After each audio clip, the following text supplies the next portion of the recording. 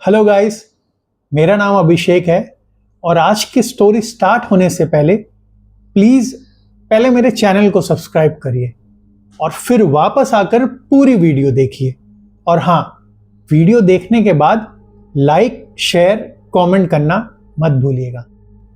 सौरभ, ये इतने दूर 3 घंटे गाड़ी चलाकर जाना ज़रूरी है क्या? बेला, बार बार एक ही बात मत करो। इतने प्यार से किसी ने अगर मिस्ट्री को आईब्रो भात के लिए बुलाया है तो क्या प्रॉब्लम है? अरे 2 दिन बाद शादी है, अभी तो समय होता है ना जब फ्रेंड्स और फैमिली आईब्रो भात के लिए बुलाते हैं, आशीर्वाद देते हैं। शादी का समय है, ये सब बातें करके मूड मत खराब करो। जाओ देखो मिस्ट्री तैयार हुई कि नहीं। आज की हमारी कहानी मिस्ट्री की शादी पर आधारित है, पर क्या उसकी शादी सही से संपन्न होगी या नहीं, ये जानने के लिए कहानी शुरू करते हैं। माँ, ओ माँ, ये एक बार ये टीप देखना, ये अच्छी लग रही है कि नहीं लग रही है इस साड़ी के साथ? बेला मिस्ट्री की ओर देखते हुए कहती है, बेला तुझे जो सही लग रहा है वो कर। मैं ऑलरेडी तेरे पापा को बोल चुकी हूँ कि मुझे उस मधुरिमा के घर नहीं जाना है, फिर भी वो जोर जबरदस्ती करके लेके जा रहे हैं। तू बता, 3 घंटा जाना 3 घंटा आना सही है क्या? वो भी तब जब अगले दिन तेरी माँ तुझे आईब्रो भात देगी। आईब्रो भात बंगाली में ये एक बहुत बड़ा फीस्ट होता है, जबकि एक लड़की जिसकी शादी होने वाली है उसके ससुराल जाने से पहले उसकी फैमिली, उसके फ्रेंड्स उसको एक ग्रैंड फीस्ट देते हैं। उसमें उसके मन का खाना बनता है, उसे आशीर्वाद दिया जाता है, गिफ्ट्स दिए जाते हैं। यहां पर मिस्ट्री मधुरिमा के आईब्रो भात के लिए रेडी हो रही है। मधुरिमा सौरभ की चाइल्डहुड फ्रेंड, और सौरभ और बेला की बात से ये बहुत क्लियरली पता चलता है कि मधुरिमा को लेके उन दोनों के बीच में एक टेंशन है। बेला यहां मिस्ट्री को कहती है, तू और कितना समय लेगी तैयार होने में? चल जल्दी जल्दी तैयार हो जा, निकलते हैं। ठीक है माँ, बस बस बस एक बार बस देख लो, बस एक बार देख लो। हाँ हाँ, परफेक्ट। अरे तू मिस्ट्री ही है इसलिए तेरा नाम ये रखा है, चल अब। वो तीनों ही गाड़ी में बैठते हैं। चलो जल्दी चलो, जल्दी चलो। बेला, तुम्हारे यूं चीखने चिल्लाने से हम जल्दी नहीं पहुंच जाएंगे। सौरभ, चीखने चिल्लाने से जल्दी नहीं पहुंचेंगे ये मुझे भी पता है, पर क्या तुम जल्दी नहीं कर सकते हो? एक तो बिना मेरे से पूछे तुमने हाँ कर दी। 3 घंटे ड्राइव करके जाना, 3 घंटे ड्राइव करके वापस आना, पूरे 7 से 8 घंटे जाएंगे इसमें, और जो 2 घंटा उसके घर पे रहेंगे, 10 घंटे पूरे खराब हो रहे हैं। कल सुबह मेरा आईब्रो भात है, मेरे घर से लोग आने वाले हैं, तुम्हारे घर से लोग आने वाले हैं, कैसे करूंगी मैं ये सब? मिस्ट्री बीच में इंटरफेयर करते हुए कहती है, माँ बाबा आप दोनों परेशान मत हो, सब कुछ सॉर्ट कर दिया जाएगा कल, टेंशन लेने की जरूरत नहीं है। और माँ इतना परेशान मत हो, फिलहाल जहां जा रहे हैं वहां चलते हैं। बेला गाड़ी में तो बैठ जाती है, पर मधुरिमा की बात जब से बेला ने सुनी है वो तब से बेचैन है। वो ऐसा क्यों कर रही है मिस्ट्री को समझ नहीं आ रहा है, पर सौरभ को बिल्कुल समझ आ रहा है। सौरभ, मिस्ट्री और बेला 3 घंटे की ड्राइव एक चाय की ब्रेक के साथ पूरी करते हुए मधुरिमा के घर पहुंचते हैं। सौरभ गाड़ी पार्क कर मधुरिमा को कॉल करता है, हाँ मधु, हम आ गए। मधुरिमा इन्हें देखकर एकदम खुश हो जाती है। वो एकदम से आगे आती है और मिस्ट्री के गाल पर हाथ रखती है और बड़े ही प्यार से कहती है कि तुम बहुत सुंदर लग रही हो। बेला एक कदम आगे बढ़ती है, वो मधुरिमा से कुछ कहना चाहती है, उससे पहले ही मधुरिमा अपना हाथ हटा लेती है और वो एक बड़ी सी स्माइल के साथ बेला के गले लगती है, और फिर वो सौरभ को भी उतने ही वार्मली वेलकम करती है। वो तीनों को सोफे पर बैठने को कहती है। ये बोलकर वो किचन की तरफ चली जाती है। इस वक्त बेला घर के चारों ओर देख रही है। वो मिष्टी का हाथ पकड़ती है और उससे धीरे से कहती है, सुनो, जो भी कुछ खाने को आएगा सबसे पहले 2 कौर खाने से निकालकर जमीन पर बाहर रख देना भगवान के नाम पर। मिष्टी को यह बात बहुत अजीब लगती है। माँ, ये क्या कह रही हो? हम तो ऐसा कुछ नहीं करते। आप ऐसे खाना बाहर क्यों निकलवाना चाहते हो? मिष्टी, जितना बोला है उतना करो, ज्यादा सवाल जवाब मत करो। सौरभ जब उन दोनों की झड़प सुनता है तो वो बीच में बोलते हुए कहता है कि बेला, बस करो, तुम अब बहुत ज्यादा कर रही हो।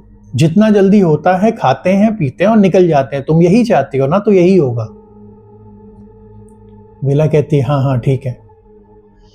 इस बीच किचन में मधुरिमा खाना निकाल रही है। वो थाली सजा रही है आईब्रो भात के लिए, और सौरभ और मिष्टी घर में वॉल पेंटिंग्स देख रहे हैं।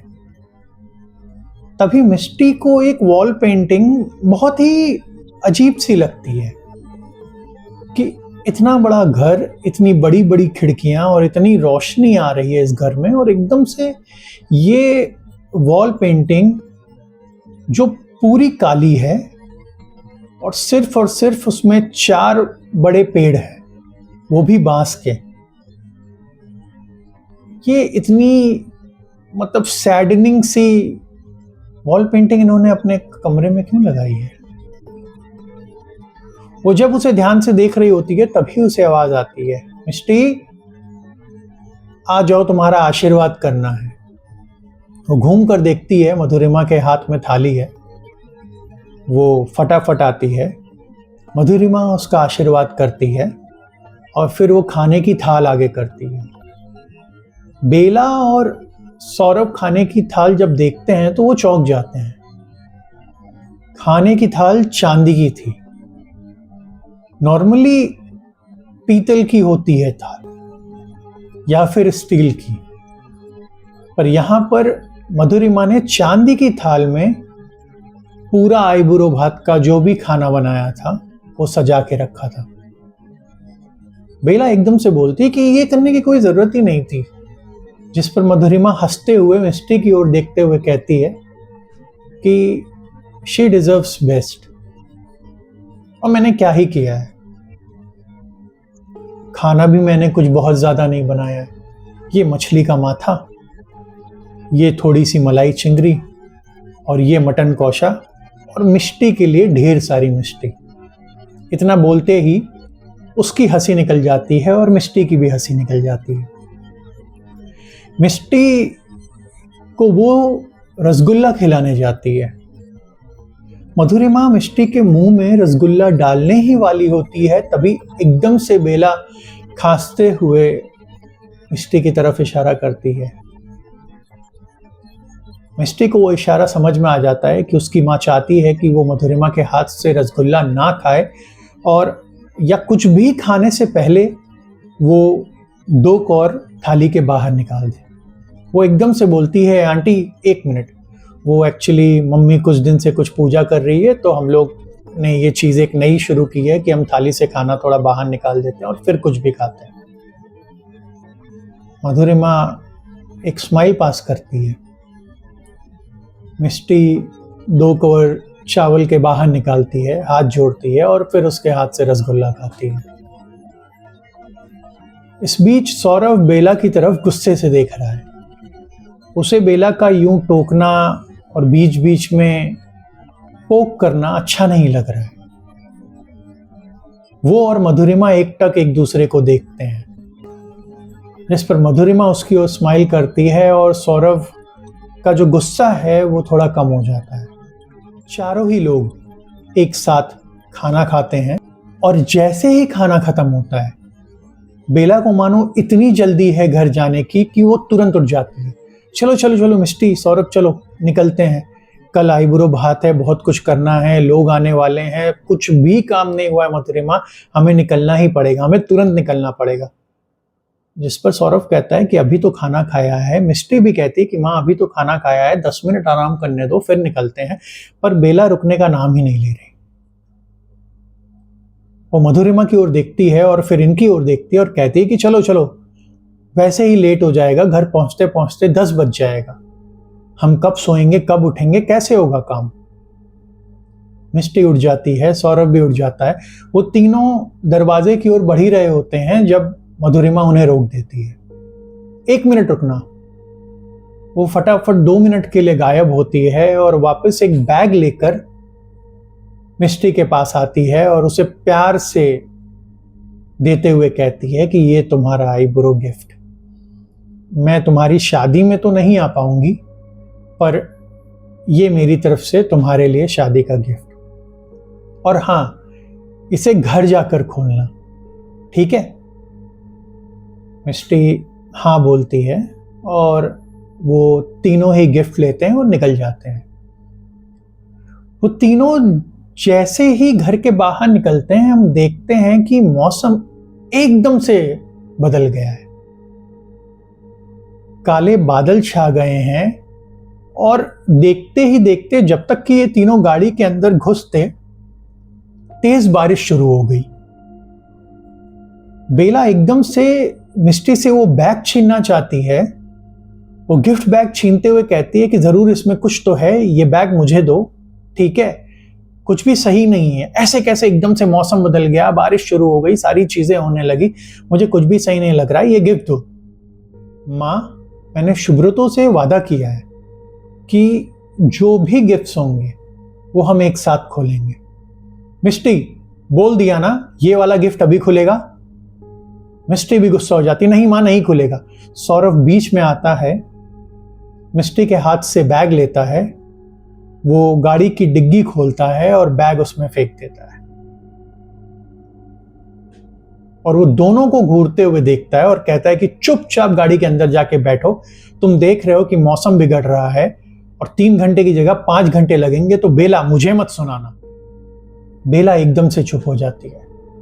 मिष्टी भी गाड़ी के पीछे जाकर बैठ जाती है।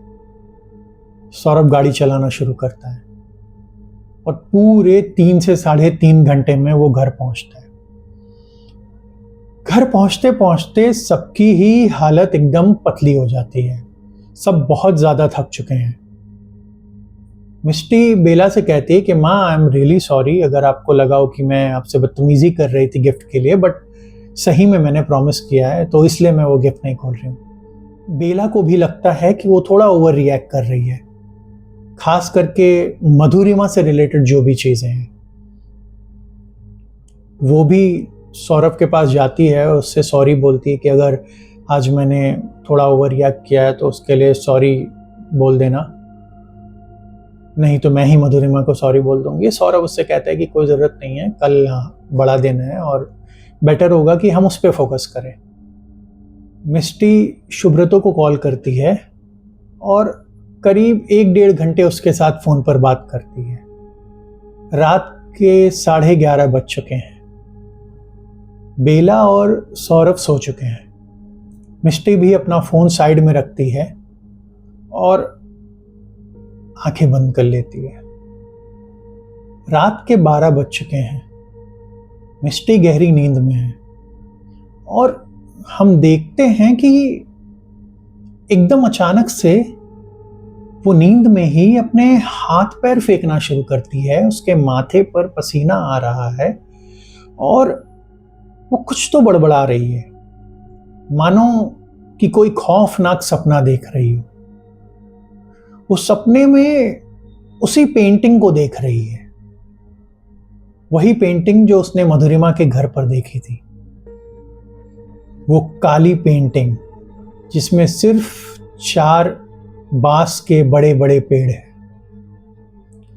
वो देखती है कि उस बांस के पेड़ की झाड़ियों को हटाते हुए एक थाली उसकी ओर बढ़ रही है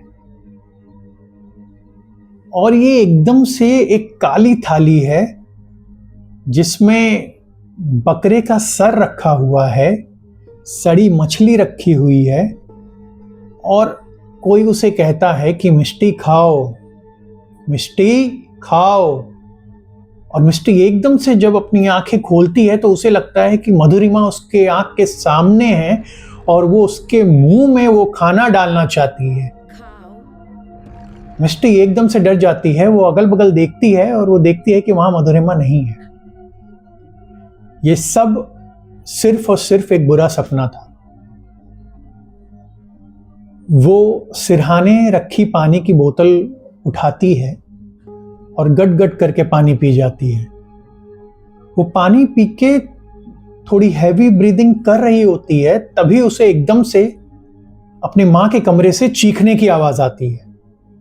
मिष्टी दौड़कर अपनी मां के कमरे की ओर जाती है और वो देखती है कि उसके पापा सौरभ अपनी छाती पकड़कर बैठे हुए हैं और उनकी सांसें तेजी से चल रही हैं और बेला जोर जोर से रो रही है। और वो मिष्टी को कहती है कि जल्दी से जल्दी एम्बुलेंस बुलाओ, फटाफट एम्बुलेंस को कॉल करो, देखो पापा को क्या हो रहा है। मिष्टी के हाथ कांप रहे हैं, वो फोन उठाती है, वो नंबर डायल करती है, वो एम्बुलेंस को कॉल करती है। बस इसी बीच मिष्टी के पापा की सांसें बंद हो जाती हैं।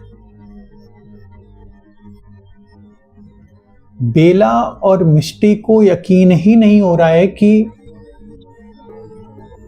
अब बेला का पति और मिष्टी के पापा नहीं रहे।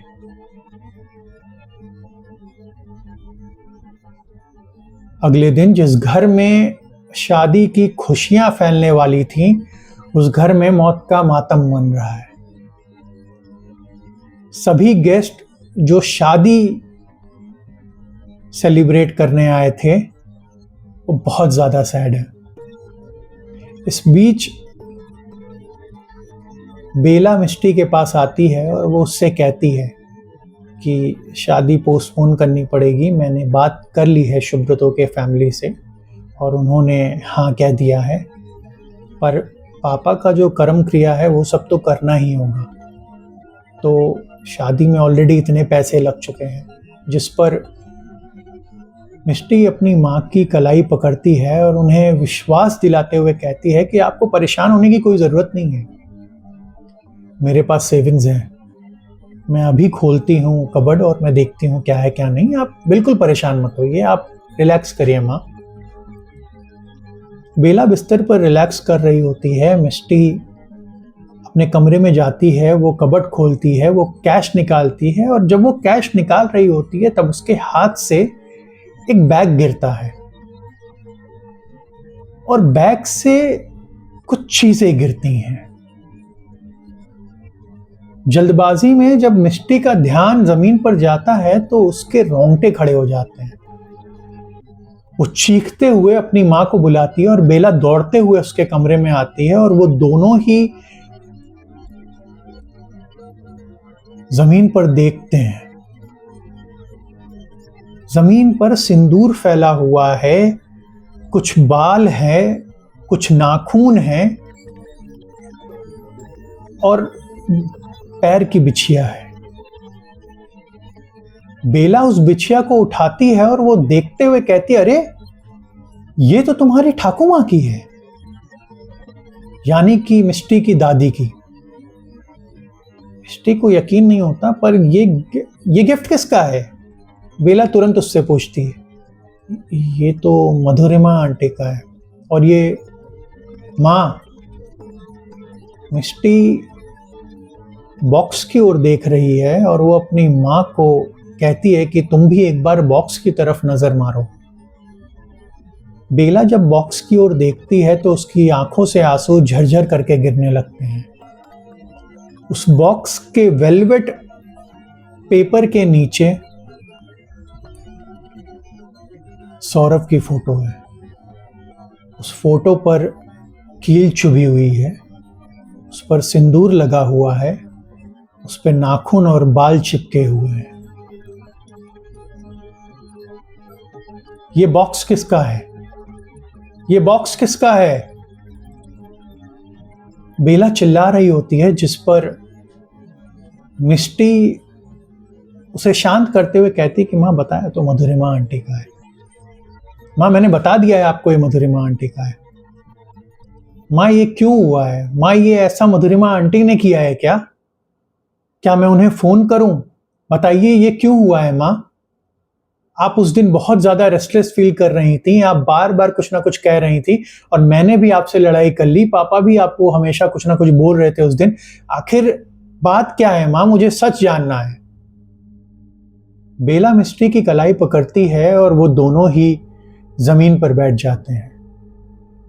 बेला मिस्ट्री को बताती है, तुम्हारे पापा और मधुरिमा हमारी शादी से पहले एक दूसरे से प्यार करते थे। मुझे लगता है ये जो बिछिया है तुम्हारे पापा ने मधुरिमा को दी होगी, और जहां तक मुझे पता है कि तुम्हारे पापा की ठाकू माँ ने ही इस शादी की नामंजूरी की थी। वो नहीं चाहते थे कि तुम्हारे पापा की शादी कम्युनिटी के बाहर हो। अपनी मां का हाथ नीचे रखती है और तुरंत उठती है और चिल्लाते हुए कहती है कि मैं मधुरिमा को छोड़ूंगी नहीं। मैं अभी के अभी उन्हें कॉल करती हूं और उनसे पूछती हूं कि ये सब क्या है। बेला उसे रोकने की कोशिश करती है पर फिर भी मिस्ट्री बात नहीं मानती और वो अपने फोन से मधुरिमा के नंबर पर डायल कर देती है। 3 घंटे बजते ही सामने से कोई फोन उठाता है। हेलो मधुरिमा आंटी? सामने से किसी आदमी की आवाज आती है, किसी बूढ़े आदमी की। कौन बोल रहा है? मैं मिस्टी बोल रही हूं। मधुरिमा आंटी कहाँ है? उन्हें फोन दीजिए।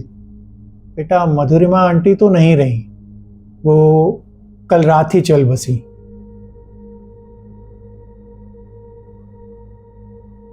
इतना सुनते ही मिस्टी के हाथ से फोन नीचे गिर जाता है। उसे यकीन ही नहीं हो रहा होता है कि लाइफ का एक सर्कल कंप्लीट हुआ है।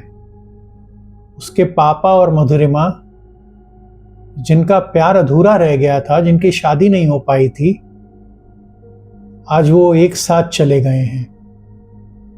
पर इन सब के बीच मिस्टी और बेला, इन दोनों ने ही अपना फेवरेट इंसान खो दिया। अगर आपको आज की कहानी पसंद आई तो प्लीज अभिषेक दुबे स्टोरीज को सब्सक्राइब करिए, मेरे चैनल को थोड़ा प्यार दिखाइए, लाइक करिए, शेयर करिए, कमेंट करिए, और मैं फिर लौटूंगा अगले हफ्ते एक नई स्टोरी के साथ। तब तक के लिए थैंक यू।